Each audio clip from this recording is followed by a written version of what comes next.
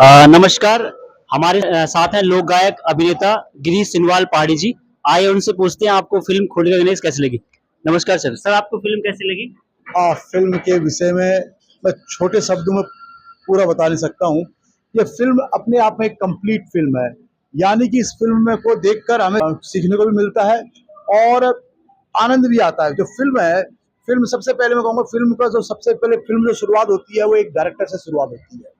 जब उस डायरेक्टर के दिमाग के अंदर एक कहानी आती है और वो कहानी अगर पहाड़ की कहानी है तो सशक्त पहाड़ की कहानी होनी चाहिए। तो इस फिल्म की जो स्टोरी थी, ऐसा लगा कि वाकई में एक पहाड़ की कहानी देख रहा हूँ, पहाड़ की समस्या को देख रहा हूँ और पहाड़ के वो रियल करेक्टरों को देख रहा हूँ कि जो पहाड़ में रहते हैं और उनकी वो अपने समस्याओं को आपस में कैसे सुलझाते हैं और कैसे उनकी समस्याएं आती हैं। तो उनका जो अंदाज था ठीक पहाड़ी था, यानी कि फिल्म तकनीकी रूप में और जो संवाद के रूप में एक बेस्ट फिल्म थी। और अभिनय के रूप में, जैसे मैंने कहा, उनको देखकर लग ही नहीं रहा था कि ये एक्टिंग कर रहे हैं। ऐसा लग रहा था कि ये स्वतः ही स्वयंभू ये वहीं के करेक्टर हैं। ये करेक्टर मैंने अपने गांव में देखा है, ये अंदाज मैंने अपने गांव में देखा है, ये एग्रेशन मैंने अपने गांव में देखा है, ये मेरे समाज का हिस्सा है। तो फिल्म अपने आप में कंप्लीट फिल्म थी और अभिनय के रूप में बहुत कंप्लीट अभिनय किया गया है। कलाकारों ने सशक्त अभिनय किया है। डायरेक्शन कट टू कट, एक सीन से जब दूसरे सीन में जाते हैं, ऐसा लग रहा था कहीं का कोई झोल नहीं था, कहीं लोच नहीं थी। हमने उत्तराखंड की कई फिल्में बन चुकी हैं, सब अपनी जगह अच्छी हैं, परंतु टेक्निकली रूप में अब उन सभी फिल्मों को देखने के बाद मुझे लगता है ये एक पायदान और ऊपर पहुंच गई है।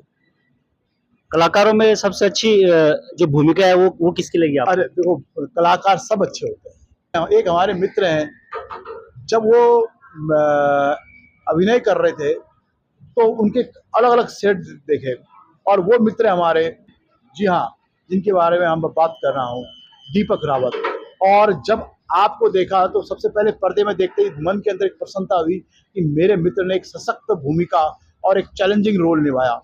और उस चैलेंजिंग रोल में, क्योंकि अलग अलग सेट थे, एक ऐसा पिता भी था जो बेबस हो चुका था, एक ऐसा समाज का ऐसे जात में जन्मा हुआ व्यक्ति था जो समाज से उठना चाहता था, परंतु वो बौखलाया थी, वो समझ नहीं पा रहा था मैं समाज के इस जो जात पात का हुआ है उससे कैसे बाहर निकलूं।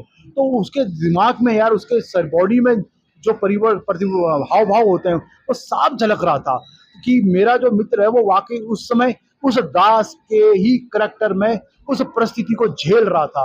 और जब कोई झेलता है और जब उसको लगता है कि ये समाज कहीं मुझसे छूट ना जाए क्योंकि मैं समाज का हिस्सा हूँ, तो उसके अंदर जो एक एग्रेशन आता है और वो उसके बाद उस जो हमारा हीरो है उसके प्रति जो अपना रोष जताता है, तो ऐसा लग रहा था वाकई एक लड़की का बाप जो समाज को भी नहीं छोड़ना चाहता है, अपनी बेटी को भी नहीं छोड़ना चाहता है, तो वो सीधे ब्लेम लगा देता है। तो जो वो भाव उनके अंदर से निकल रहे थे, जो उनके अंदर से अभिनय निकल रहा था, तो ऐसा लग रहा था ना कि ये दीपक रावत अपने आप एक बेस्ट एक्टर है।